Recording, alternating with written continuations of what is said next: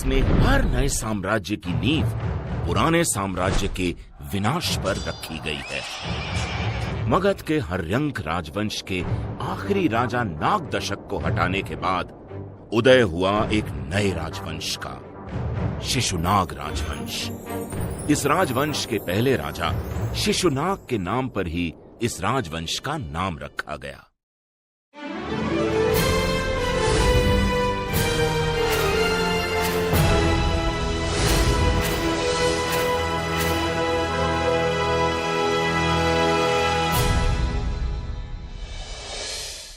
कई कहानियां इतनी प्राचीन होती हैं कि समय के साथ उनके फैक्ट्स भी धुंधले हो जाते हैं। इसी वजह से शिशुनाग के बचपन के बारे में ज्यादा कुछ पता नहीं है।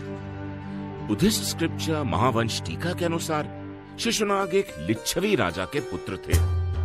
हर्यंक राजवंश के आखिरी शासक नागदशक के राज्य में शिशुनाग मगध के अमात्य यानी उस जमाने के प्राइम मिनिस्टर थे। साथ ही साथ वो वाराणसी के गवर्नर भी थे। बुद्धिस्ट अकाउंट्स के अनुसार वो एक बहुत ही काबिल अमात्य थे और उन्होंने अपनी मेहनत और ईमानदारी से मगध की जनता का दिल जीत लिया था। हर्यंक राजवंश में लगातार चल रहे फैमिली ब्लडशेड से मगध की जनता ऊब चुकी थी। आखिरकार जनता ने रिवोल्ट कर नागदशक को हटाया और उनके अमात्य यानी शिशुनाग को मगध का राजा बनाया। पर यह भी माना जाता है कि शिशुनाग ने ही जनता के साथ मिलकर नागदशक के खिलाफ इस रिवोल्ट को अंजाम दिया था और मगध पर उदय हुआ शिशुनाग साम्राज्य का।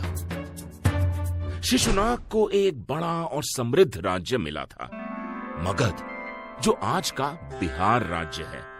वो मिनरल्स और नेचुरल रिसोर्सेज से भरपूर था। मगध को उनकी आयरन माइन से वेपन्स के लिए भरपूर लोहा मिल जाता और जंगल से आर्मी के लिए लकड़ी और हाथी मिल जाते थे। मगध साम्राज्य का विस्तार गंगा नदी के पूरे फर्टाइल प्लेन्स तक था, जिससे राज्य में धान की कोई कमी नहीं थी और मगध के शासक उनकी बड़ी सी आर्मी का पोषण कर पाते थे। शिशुनाग ने अपनी बलशाली सेना के जोर पर मगध के सबसे बड़े शत्रु अवंती प्रदेश पर हमला किया और प्रद्योत राजवंश का खात्मा किया और मगध के नक्शे में अवंती साम्राज्य भी शामिल हो गया। ये वो अवंती साम्राज्य था जिसे कभी बिंबिसार और अजातशत्रु जैसे हर्यंक राजवंश के वीर राजा भी हरा नहीं पाए थे। इस तरह मगध और अवंती के 100 साल से चली आ रही दुश्मनी का अंत हुआ। माना जाता है कि वत्स और कोसल साम्राज्य को भी शिशुनाग ने मगध साम्राज्य में शामिल कर लिया।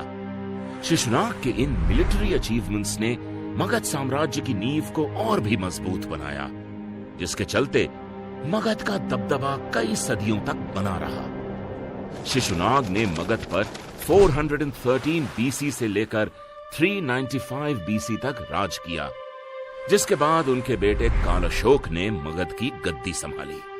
हिंदू स्क्रिप्चर्स के अनुसार कालअशोक काकवर्ण नाम से भी जाने जाते थे। मगध के सिंहासन पर बैठने से पहले कालअशोक भी अपने पिता की तरह वाराणसी के गवर्नर थे। 387 बीसी में यानी गौतम बुद्ध के देहांत के 100 साल बाद बुद्धिस्ट मंक्स के बीच बुद्धिज्म के रूल्स को लेकर कॉन्फ्लिक्ट्स बढ़ गए। तब कालअशोक ने सेकेंड बुद्धिस्ट काउंसिल का आयोजन किया, पर कालअशोक की कई कोशिशों के बाद भी संघ यानी बुद्धिज्म फॉलो करने वाले मंक्स में फूट पड़ गई और बुद्धिज्म में 2 सेक्ट बने, महासांघिक और स्थविरा। कालअशोक के कार्यकाल के बाद मगध की जिम्मेदारी कालअशोक के 10 बेटों पर आ गिरी।